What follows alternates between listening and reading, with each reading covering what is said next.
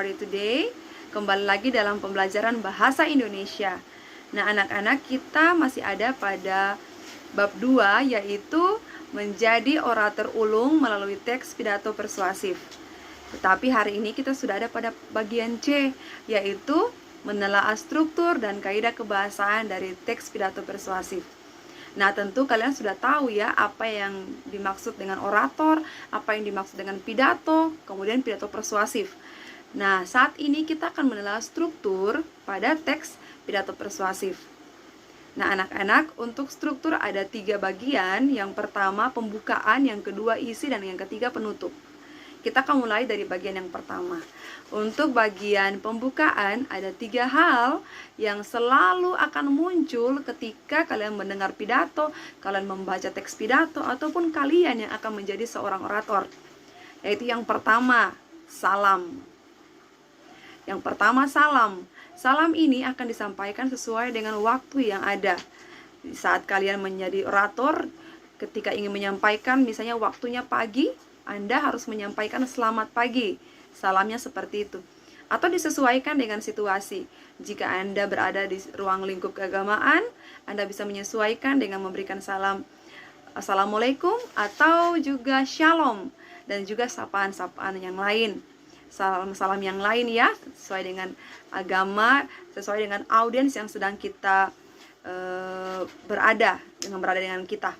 Nah, anak-anak, bagian yang kedua, jadi yang pertama tadi salam, yang kedua sapaan. Nah, sapaan juga penting karena kita sedang berhadapan dengan audiens, tentu dengan kelas yang berbeda-beda. Dari jenjang usia saja, mungkin ada orang yang di bawah usia kita atau juga bahkan lebih.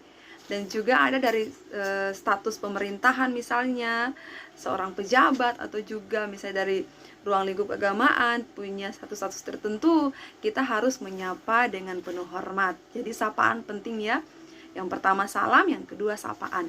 Dan yang ketiga adalah ucapan rasa syukur kepada Tuhan Yang Maha Esa.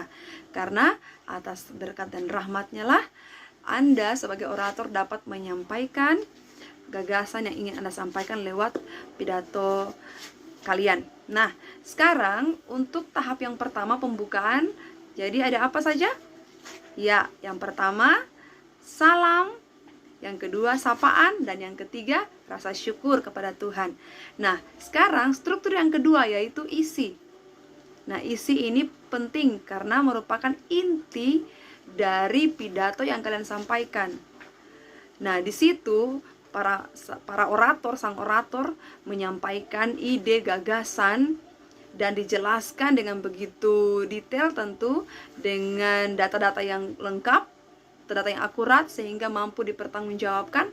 Karena ingat, teks persuasif itu sifatnya mengajak, meyakinkan orang. Jadi ketika gagasan disampaikan, itu orang akan dibuat yakin dan percaya setiap kata-kata, setiap kalimat, setiap gagasan yang muncul. Nah, itu untuk bagian isi ya. Untuk bagian penutup ada 4 hal juga. Yang pertama adalah harapan, di mana gagasan yang disampaikan, ide yang disampaikan, sang orator sangat berharap agar diterima oleh audiens. Diterima ya gagasannya, idenya, pesannya diterima oleh masyarakat, oleh audiens yang mendengarkan pidatonya. Kemudian yang kedua ada ucapan permohonan maaf jika ada kesalahan atau ada kehilafan di saat menyampaikan pidato. Kemudian yang ketiga adalah ucapan terima kasih kepada pendengar, kepada audiens yang juga sudah menyediakan waktu dan menyimak pidato yang disampaikan. Dan yang terakhir adalah salam penutup. Nah, itu merupakan 3 struktur dari teks pidato persuasif. Nah, mari kita lihat dalam teksnya, bukti tekstualnya. Kita lihat contohnya seperti berikut ini. Nah, ini adalah bukti tekstual pada pidato persuasif. Coba perhatikan untuk pembukaan, lihat arah panah pada bagian kiri atas. Ada pembukaan, di situ ada salam pembuka. Dimulai dengan kata Assalamualaikum dan juga salam sejahtera. Itu salam pembuka ya. Lihat arah panahnya. Kemudian ada yang kedua, ucapan penghormatan atau juga yang tadi Mem sebut dengan sapaan. Hadirin yang saya hormati. Nah, kata hadirin yang saya hormati di situ merupakan ucapan atau salam kepada audiens sebagai bentuk penghormatan kita ya.